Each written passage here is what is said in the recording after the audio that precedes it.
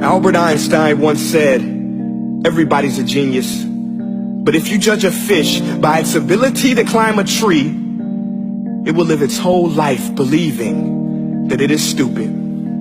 Ladies and gentlemen of the jury, today on trial we have modern day schooling. Glad you could come. Not only does he make fish climb trees, but also makes them climb down and do a 10-mile run. Tell me, school, are you proud of the things you've done? Turning millions of people into robots, do you find that fun? Do you realize how many kids relate to that fish? Swimming upstream in class, never finding their gifts, thinking they are stupid, believing they are useless? Well, the time has come, no more excuses. I call school to the stand and accuse him of killing creativity, individuality, and being intellectually abusive. He's an ancient institution that has outlived his usage.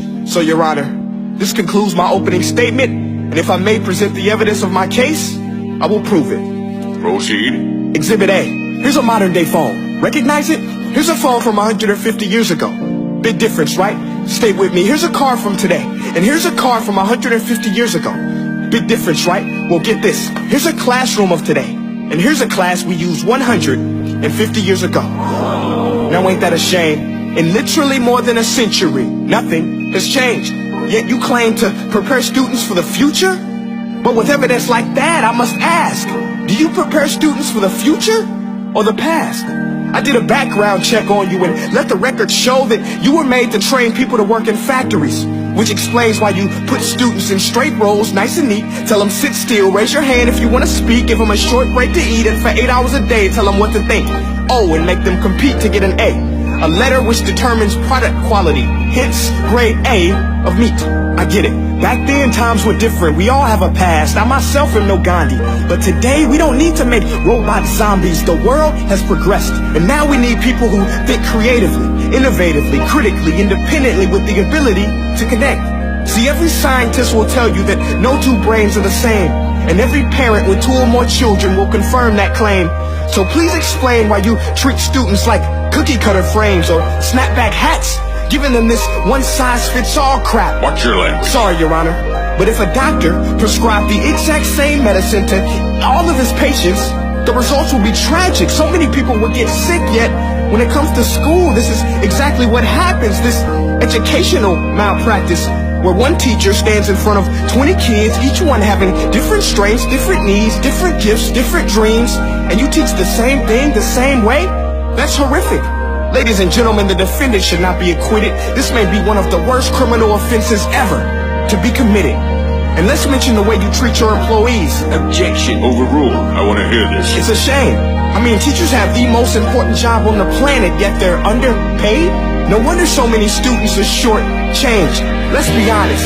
Teachers should earn just as much as doctors, because a doctor can do heart surgery and save the life of a kid, but a great teacher can reach the heart of that kid and allow him to truly live. See, teachers are heroes that often get blamed, but they're not the problem.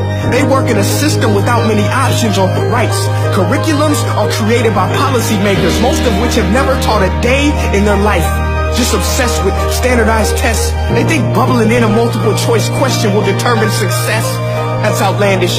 In fact, these tests are too cruel to be used and should be abandoned, but don't take my word for it. Take Frederick J. Kelly, the man who invented standardized testing, who said, and I quote, "These tests are too cruel to be used and should be abandoned." Ladies and gentlemen of the jury, if we continue down this road, the results will be lethal. I don't have much faith in school, but I do have faith in people.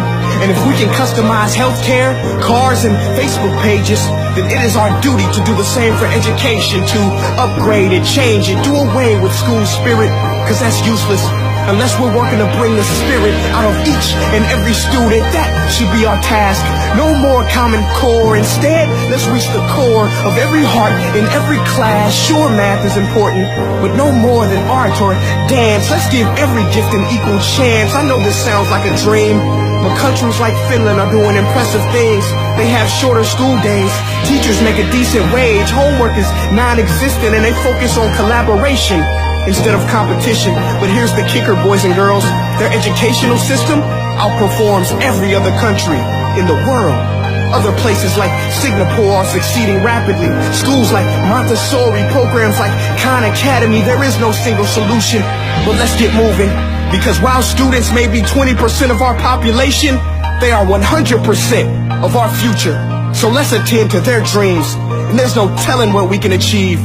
This is a world in which I believe, a world where fish are no longer forced to climb trees. I rest my case.